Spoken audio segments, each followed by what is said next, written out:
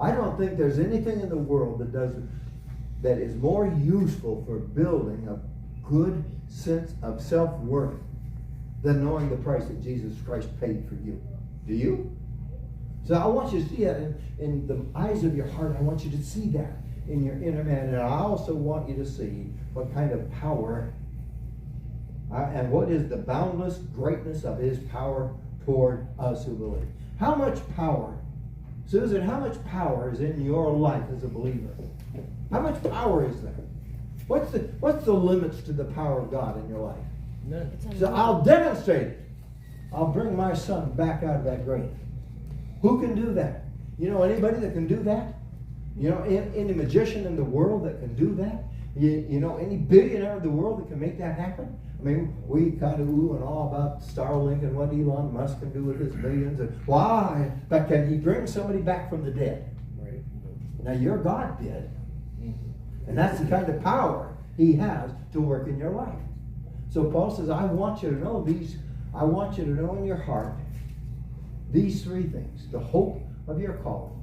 I want you to know the glory, how glorious his inheritance is. And it's you.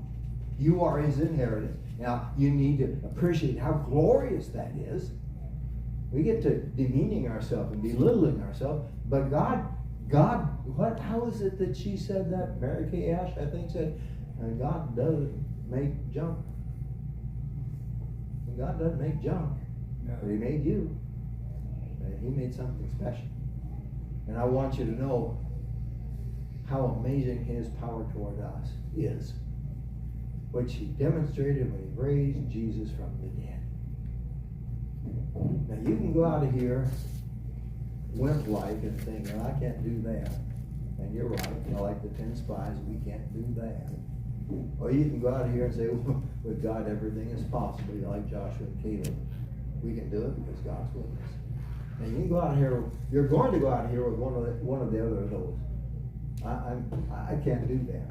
I can't talk to this person. I can't stand in the line and say, go ahead and talk to that person in front of me. Why not? Because I can't. But God can. Jesus did. And that's the power that he has toward us. To open our hearts, to open our mouths, to empower us to be everything we can be. And he demonstrated it when he raised Jesus from the dead. Now that's an amazing life that he's called us into. Let me summarize it this way. Jesus is our God. Our God is our King and Judge, and we're in good hands. He will not